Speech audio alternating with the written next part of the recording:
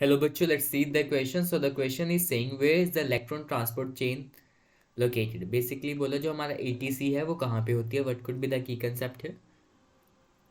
So the key concept here will be electron transport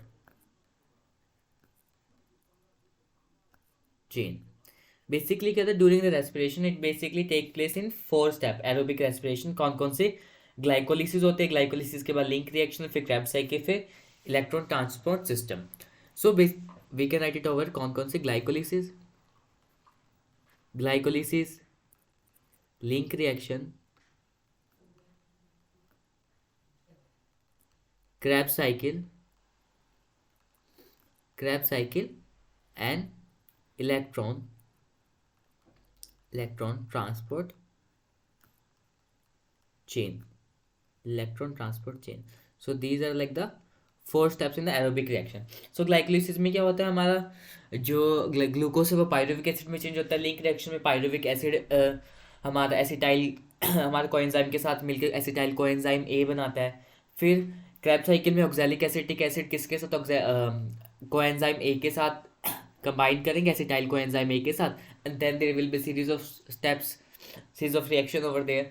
अब क्या होता है, जो भी हमारे NAD बनता है, NADH बनता है या फिर FADH बनता है during the glycolysis link reaction Krebs cycle, वो अंडरगो करेंगे इलेक्ट्रॉन ट्रांसपोर्ट चेन या फिर electron transport system.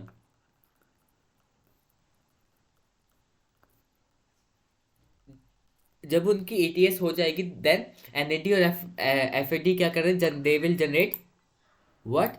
They will generate ATP. क्या कर देंगे? ATP जनरेट कर देंगे. अगर बात करें इलेक्ट्रॉन ट्रांसपोर्ट सिस्टम की, कहाँ होता है? जो हमारा ATS है वो होता है इनर मेम्ब्रेन